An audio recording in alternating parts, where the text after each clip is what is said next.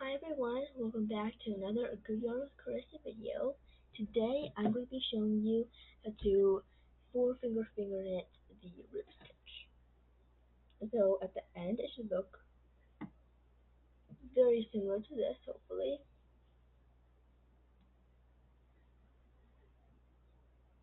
And as you can see, the reason why it's called the rib stitch is because of the um, up raised upward thicker line in the center that runs in the middle.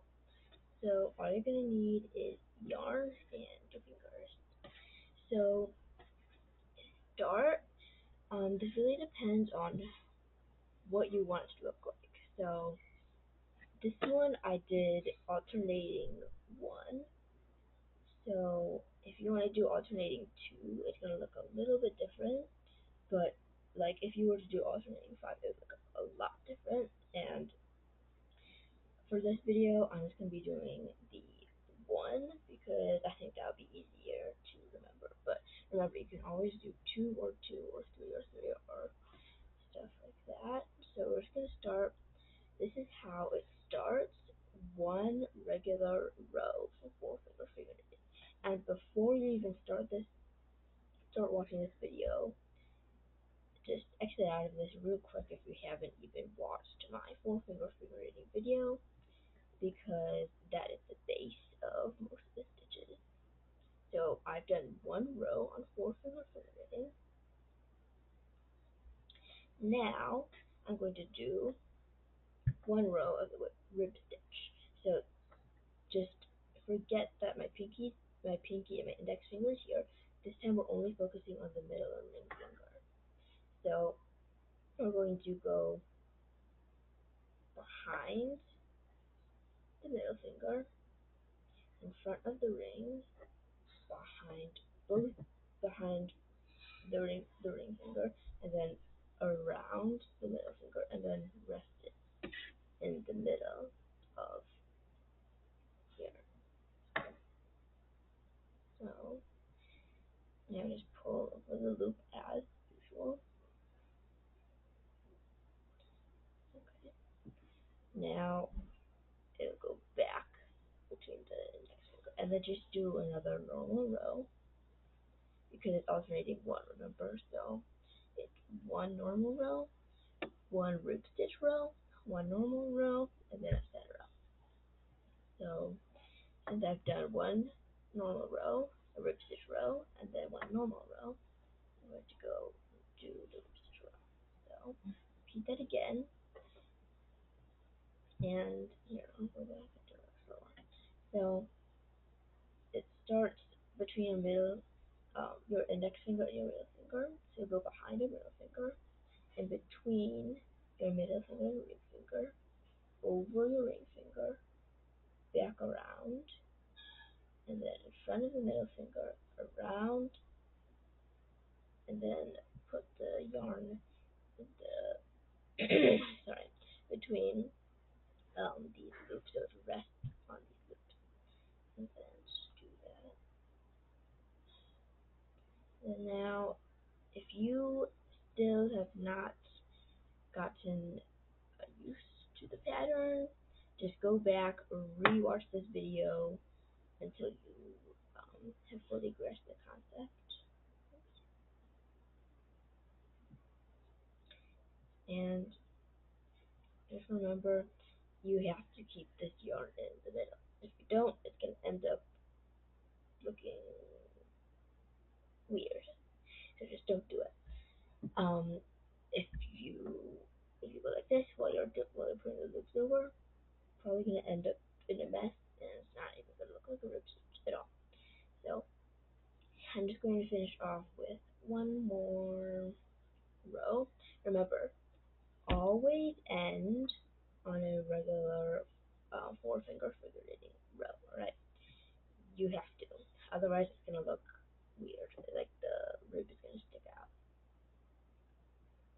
So as you can see here, you can already see the rib forming. Okay. I'll just do a little more actually. So One more. Okay, and then now cast off as normal. And hopefully you've already watched my casting off video too. If you haven't, then go watch that. And I'm just gonna get scissors, and hopefully you've already watched um my box video too, where you can create your very own kit. You can create your very own Fingerlink Essentials kit, and stuff like you need like scissors, measuring tape, threading needle, or tapestry needle, inked out pens, which means that didn't have any ink in them. That's the phrase. Um, and more. So just go check that out. So I'm just gonna finish casting off. Pull it. Okay. Cut these ends slightly. I don't really need to weave them in because it's already pretty secure. And there you go. So it might take okay there.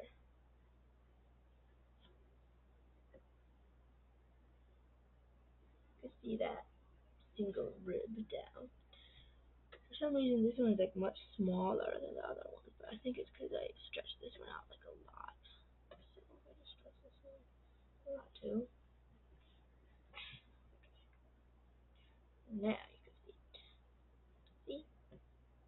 It's like a single finger knitting line just down the middle. See? And then it also has some more loops on this one. This one is just a little easier to see, I think.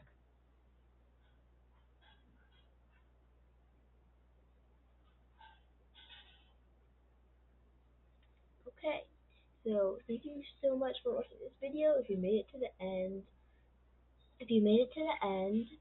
just hopefully you have already grasped the concept of how to do it. If you have not, go back, rewatch this video as many times as you need. Don't be ashamed if you have to watch it like 10, 20 times, because I understand that. I'm trying to make this video as quick and easy as possible, so if I went a little fast in some areas, then hopefully you won't feel too bad. Just go back and watch it on slower speed. So make sure to check out our website, which is linked in our channel description, and also you can sign up for the newsletter, which comes out around once each month. That is also going to be linked. Um, so for the newsletter, usually we will just send out some sneak peeks. They're really fun. It's like little mystery surprises, and then if you sign up for the newsletter, you get all those, and then you're like in first class for our channel.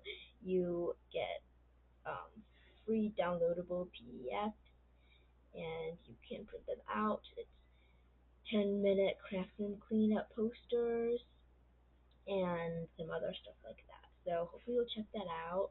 Thank you so much for watching this video, and I hope that see you again soon. And remember, keep crafting. And if you haven't gotten this yet,